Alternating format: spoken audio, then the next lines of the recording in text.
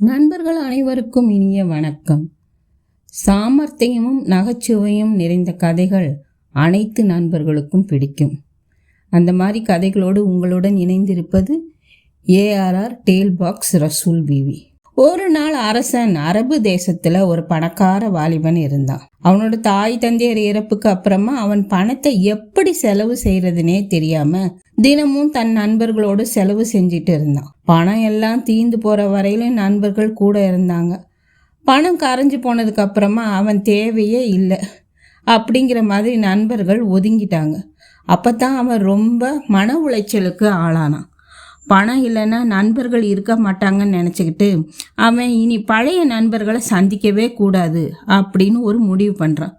தனக்கு ஏதாவது ஒரு வேலையை பார்த்து கிடைக்கிற பணத்தில் அன்றைய சாப்பாட்டை பார்த்துக்குவான். அப்படி இருக்கும்போது தான் ஒரு முறை அவன் வழியில் பார்க்குற யாரையாவது வீட்டுக்கு கூட்டிகிட்டு வர்றதை பழக்கமாக வச்சுருந்தான். அதாவது அன்னைக்கு ஒரு நாள் மட்டும் அவர்கள் அவனுடைய நண்பன், அடுத்த நாள் அவங்க யாருன்னே இவனுக்கு தெரியாதுங்கிற மாதிரி நடந்துக்குவான். இப்படி ஒரு வினோதமான வழக்கத்தை வச்சுருந்தான் அவன்.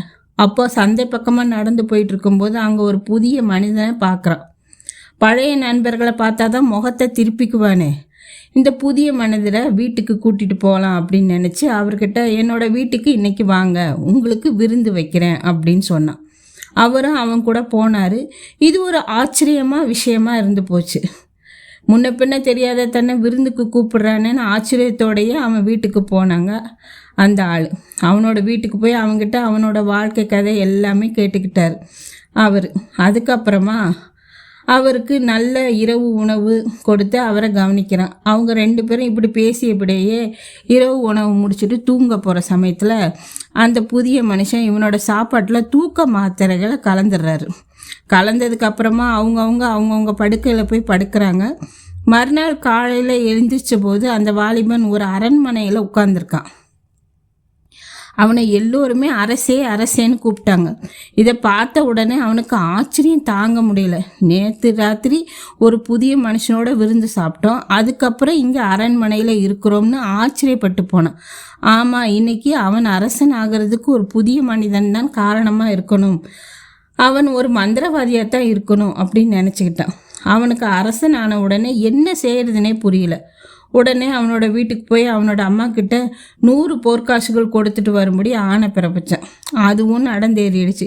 அதுக்கப்புறமா என்ன செய்யலாம்னு ரொம்ப யோசித்த போது பக்கத்து வீட்டுக்காரன் அடிக்கடி தொந்தரவு பண்ணிக்கிட்டே இருக்கான். அவனுக்கு ஒரு 100 கசையடியை கொடுத்துருவோம் அப்படின்னு ஆட்களை அனுப்பி அவனுக்கு 100 கசையடிகளை கொடு என்றார்.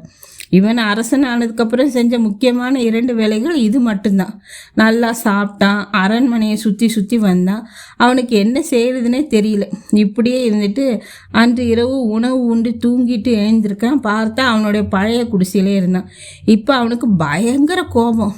நேற்று வந்தான் ஒரு கொடுமையான மந்திரவாதி. ஒரு நாள் அரண்மனையில் விட்டுட்டு ஒரு நாள் மீண்டும் தன் குடிசைக்கே கூட்டிகிட்டு வந்துட்டான் அப்படின்னு கோபம் கொந்தளிப்போடு உட்கார்ந்துட்டு இருந்தான். இந்த மாதிரி இருக்கும்போது இன்னொரு தடவை அவனை பார்த்தோம் அப்படின்னா அவனை நல்லா கேள்வி கேட்கணும் அப்படின்னு நினச்சிட்டு சந்தை பக்கமாக நடந்துட்டு போயிருக்கான். அங்கே வர்ற புதிய மனிதர்களை இப்போ அவன் கண்டுக்கிறது கிடையாது. ஏன்னா ஒரு மந்திரவாதிக்கிட்ட மாட்டிக்கிட்டோமே அப்படின்னு இப்படியே சுற்றி திரிந்துக்கிட்டு இருந்த அவன் கண்ணில் ஒரு நாள் அந்த மந்திரவாதி மனிதன் பட்டான். அந்த மனிதனே அவன்கிட்ட தேடி வந்து இன்னைக்கு எனக்கு விருந்து கொடுப்பியா அப்படின்னு கேட்க இவனுக்கு கோபம் கொப்பளிக்குது. என்ன இப்படியெல்லாம் மாட்டி விட்டுட்டு நீ திரும்ப விருந்து கேட்குறியான்னு கத்த ஆரம்பிச்சிட்டான். உடனடியாக அந்த மனுஷன் தன்னோட மாறுவேடத்தை கலைச்சான். அவர் வேற யாரும் இல்லை, அந்த நாட்டோட அரசர் தான். அவர் தான் அவனுக்கு ஒரு வாய்ப்பு கொடுத்தாரு. ஒரு நாள் அரசனாக இருக்க, ஆனால் அவனும் அதை தவறாக பயன்படுத்திக்கிட்டான். அவனுக்கு தெரிந்தது அவ்வளவுதான். அவன் ஒரு பெரிய முட்டாள் அப்படிங்கிறது அன்னைக்கே புரிஞ்சுக்கிட்டார். அதற்கப்புறமா நடந்ததையெல்லாம் சொல்ல அவனும் ஆச்சரியப்பட்டு போனான். எனக்கு இப்போ வாழ வழியே இல்லை, உதவி செய்யுங்கன்னு கெஞ்சினான். அவனுக்கு ஒரு பொண்ணை பார்த்து திருமணம் செஞ்சு வச்சார். கையில் 10,000 பொற்காசுகளையும் கொடுத்தாரு. அதை வச்சு ஏதாவது செஞ்சு பொழைச்சிக்கோ, நீ ஒரு நாள் விருந்துக்கு என்னை விரும்பி கூப்பிட்டதுக்காக பரிசு இது அப்படின்னார். உடனடியாக அவன் பொண்ணை திருமணம் பண்ணினா 10,000 காசுகளை எடுத்துக்கிட்டு போனான். அவனுக்கு தலைகால் புரியலை. அந்த பணத்தை மீண்டும் நண்பர்களை சேர்த்துக்கிட்டு செலவு பண்ண தொடங்கிட்டான். அந்த கூட வந்த பொண்ணுக்கும் அந்த பணத்தின் அருமை தெரியவே இல்லை. இப்படி இவங்க 2 பேரும் சேர்ந்து சீக்கிரத்திலேயே அந்த பணத்தை அழிச்சிட்டாங்க. அதுக்கப்புறமா என்ன நடந்துச்சு? அவங்க 2 பேரும் பழைய மாதிரி சாப்பாட்டுக்கு வழி இல்லாமல் திண்டாட தொடங்கினாங்க. இதை கேள்விப்பட்ட அரசர் அவனை அரண்மனைக்கே கூப்பிட்டார். சரி, உனக்கு அரண்மனையில் ஏதாவது சிறிய உத்தியோகம் போட்டு தரேன் அப்படின்னார். ஆனால் அவனுக்கு அதெல்லாம் பத்தலை. இப்போ அவனுக்கு 1000 காசுகள் அவசரமாக தேவைப்பட்டுச்சு.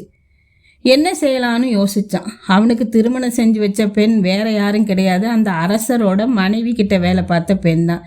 இப்போ ஒரு யோசனை வந்துச்சு அவனுக்கு. தன்னோட மனைவியை கூப்பிட்டு, நீ அரசர்கிட்ட போய் நான் இறந்து போயிட்டதா அழுது புலம்பி 1000 காசுகள் வாங்கு, இதே வேலையை நான் அரசர்கிட்ட செஞ்சு 1000 காசுகள் வாங்குறேன் அப்படின்னு சொன்னான். அதன் பணியே அரசிக்கிட்ட போய் தன் கணவன் இறந்துட்டான்னு சொல்லி அவள் 1000 காசுகளை கேட்டாள். இவனும் அரசர்கிட்ட போய் தன் மனைவி இறந்துட்டான்னு 1000 காசுகளை கேட்டான். இப்படி 2 பேரும் தனித்தனியாக அவங்கள சந்தித்து காசுகளை வாங்கிட்டு வந்துட்டாங்க. வந்தவங்களுக்கு ஒரே கொண்டாட்டம், தாங்கள் போட்ட திட்டம் வெற்றி அடைஞ்சிருச்சு அப்படின்னு. கடைசியாக பார்த்தா தானே தெரியும், அரசருக்கும் அரசிக்கும் இவங்கள பற்றி ஏதோ ஒரு காரணத்துக்காக பேச்சு வந்துச்சு. பாவம், அவனோட மனைவி இறந்து போயிட்டாளாம் அப்படின்னு அரசர் சொல்ல, அரசியோ இல்லை இல்லை, அவளோட கணவன் தான் இறந்து போயிட்டானா பேச 2 பேருக்குள்ளேயும் ஒரே வாக்குவாதம் வந்துருச்சு. உடனடியாக 2 பேரும் ஆளுக்கு ஒரு ஆளை தனித்தனியாக அனுப்புகிறாங்க. அரசரை அனுப்பின ஆள் வந்து பார்க்கதை பார்த்த அந்த வாலிபன் தன் மனைவி இறந்து போயிட்டதா படுக்க வச்சு வெள்ளை துணி மூடி அழுது புலம்பி ஆர்ப்பாட்டம் பண்ணி நடிக்கிறான். அவன் போய் அரசர்கிட்ட, ஆமாம் மனைவி இறந்துட்டா அப்படின்னு சொல்கிறான். இதே நேரத்தில் அரசியை அனுப்பின ஒரு பெண்மணி வந்து பார்க்கும்போது அந்த மனைவி அந்த வாலிபன் மேலே முழுக்க வெள்ளை துணியை போட்டு அழுது புலம்பி தன்னோட கணவர் இறந்து போயிட்டதா நடிக்கிறான். இப்படி தனித்தனியாக பார்த்துட்டு போன 2 பேரும் அந்த சம்பவம் உண்மைதான்னு சொல்கிறாங்க. 2 பேர்த்துக்குமே ஆச்சரியம், எப்படி 2 பேருமே ஒரே சமயத்தில் இறந்திருக்க முடியும் அப்படின்னு ஆச்சரியப்பட்ட அவங்க 2 பேரும் கிளம்பி வர்றாங்க. அவங்க வர்றதை பார்த்த இவங்க 2 பேருமே பயந்தடித்து வெள்ளை துணியை போட்டு மூடிக்கிட்டு படுத்துடுறாங்க. அரசருக்கு இதை பார்த்த உடனே சிரிப்பு தாங்க முடியல. 2 பேருமே இறந்து போயிட்டாங்களா, இதில் யார் முதல்ல இறந்தாங்கன்னு தெரிஞ்சால் அவங்களுக்கு 1000 பொற்காசுகள் கொடுப்பேனே சொல்ல வேகமாக அந்த வாலிபன் எழுந்து, நான் தான் முதல்ல இறந்தேங்கிறான். உடனே அவனோட மனைவி, நீ எப்படி முதல்ல இறக்க முடியும், நான் தான் இறந்து போனேன் அப்படிங்கிறார். 2 பேரும் சண்டை போட ஆரம்பிச்சிடுறாங்க. அரசருக்கு சிரிப்பு தாங்க முடியல. இவன் எவ்வளோ பெரிய முட்டாளாக இருந்தால் இந்த மாதிரியெல்லாம் காரியம் செய்வான் அப்படின்னு சொல்லி இவனை திருத்த ஒரே வழி தன்னோடையே வச்சுக்கிறது அப்படின்னு தன் கண்காணிப்பிலேயே ஒரு வேலையை போட்டு அவனை செய்ய வைக்கிறார். கண்காணிக்க ஆளையும் போடுறாரு. இப்படி முட்டாள்தனமாக இருந்தால் எப்படி அப்படிங்கிறது அரசருக்கு ஒரே கோபம். ஆனாலும் ஒரு நாள் தன்னை விருந்துக்கு கூப்பிட்டு விருந்து உபச்சாரம் பண்ணியிருக்கான், அந்த நன்றி கடன் தனக்கு இருக்கு அப்படின்னு நினச்சதுனால அரசர் அவனுக்கு இவ்வளவு சலுகைகளையும் கொடுத்தார். கடைசியாக ஒரு வேலையை போட்டு அவனை சரியாக செய்கிறானான்னு பார்க்க ஒரு ஆளையே நியமித்தார். இப்படியே அவனை பழக்கி ஒரு நல்ல மனிதனாக உருவாக்கவும் செஞ்சார் அரசர். அவனுக்கு கிடைச்ச ஒரு நாள் அரச பதவியை எவ்வளோ முட்டாள்தனமாக பயன்படுத்தினா. உங்களுக்கு அந்த மாதிரி ஒரு பதவி கிடைச்சா என்ன செய்வீங்கன்னு சொல்லுங்கள்.